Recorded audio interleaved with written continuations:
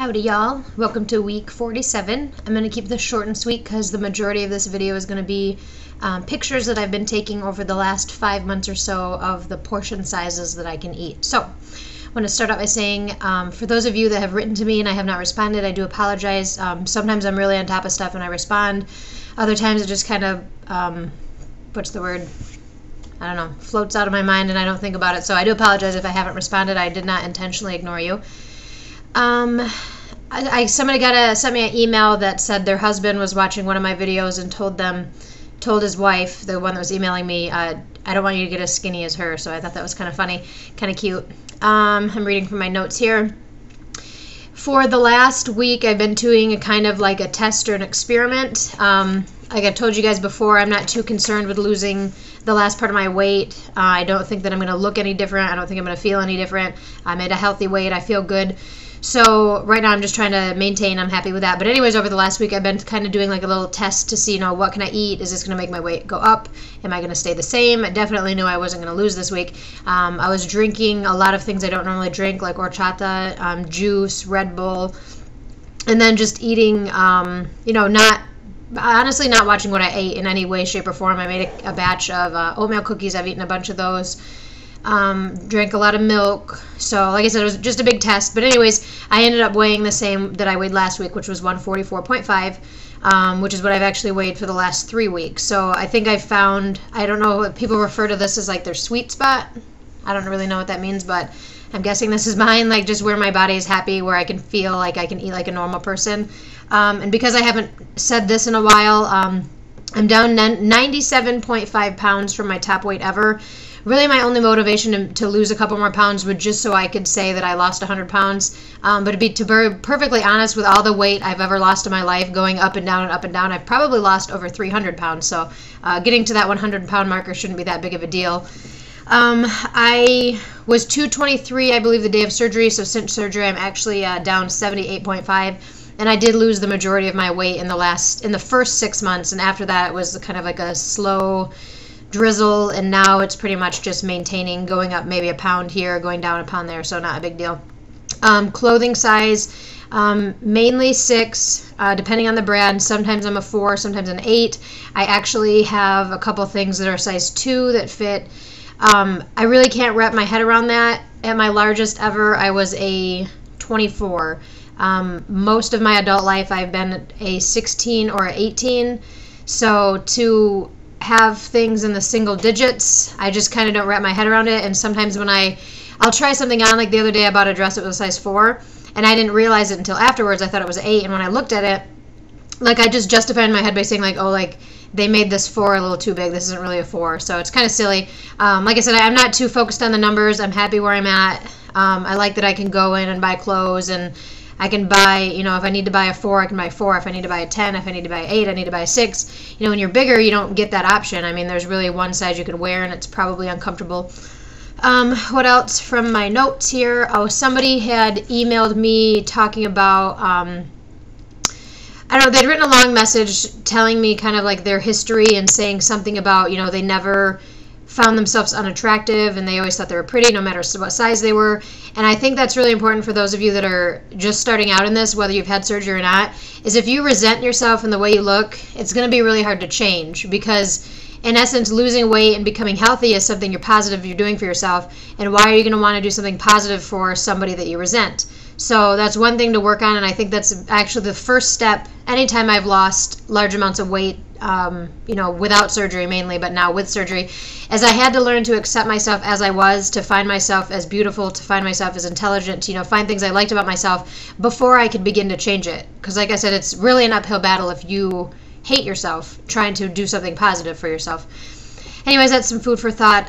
Hopefully I didn't miss anything. I'm going to stop now. I planned for talking for 2 minutes, and I rambled on for almost 5 now. So I'm going to stop here, and I hope you enjoy these photos. Bye-bye. Okay, in my narration, I'm going to say what I ate and when I ate it, because as time goes on, I've been able to eat more. And generally, when you see a picture, that means I was able to eat the whole thing. This was in December, about 6 months after surgery, tilapia, or salmon and broccoli. This was my Christmas meal. I was a little surprised at how much I could eat. Again, I was 6 months in. That's what was left over. But comparing it to previous Christmases, that's nothing. In January, broccoli, cauliflower, meat, a piece of bread, and some cheese. This, I don't know what it is. It's in January, steak and cauliflower maybe. This is a recipe from the Biggest Loser cookbook. Cheese and broccoli frittatas. I didn't like them too much.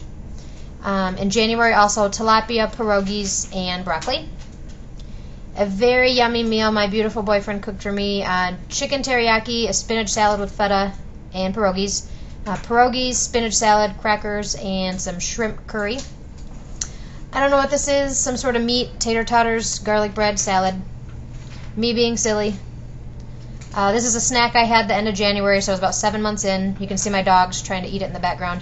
Apples, peanut butter, chocolate chips. That's what was left.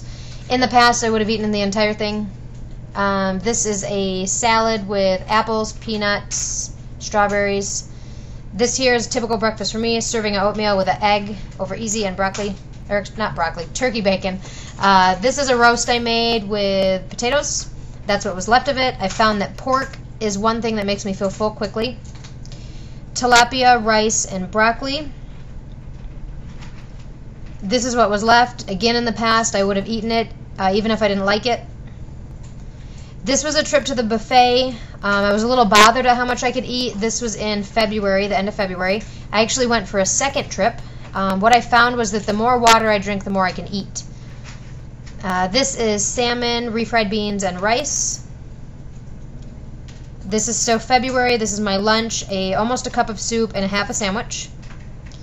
Disgusting, disgusting vitamins. I hate taking vitamins. That's the P90X ones I take when I take them. They're from GNC. This is a pork roast I made, or loin. As you can see, I had leftovers again. The pork makes me feel full quickly. This is a lunch in March. A spinach salad with chicken, apples, cheese, ginger apple dressing. This is one day I made it with salmon. I didn't really like it. I don't know what this is, but I ate it. I knew at the time. Typical lunch for me in March. Wendy's chili and a junior size Frosty. Now this one I have on the left what I ate, and then I put on the right what I would have eaten in the past. I would have had 2 full plates, maybe more. Here's some cookies I made, and some more cookies I made. I brought them to work so I wouldn't eat them all. A typical snack, 2 small fun-sized candy bars rather than a regular-sized candy bar. I don't know what the heck that is. Something. This I'm showing only because it was disgusting and I threw it away. It was green eggs and ham. I'm showing it because in the past I would have eaten it even if I didn't like it, but I didn't. This is some sort of I don't know, with pierogies. This is a serving of ice cream I had, and I compared it to a bowl that I would have had full in the past.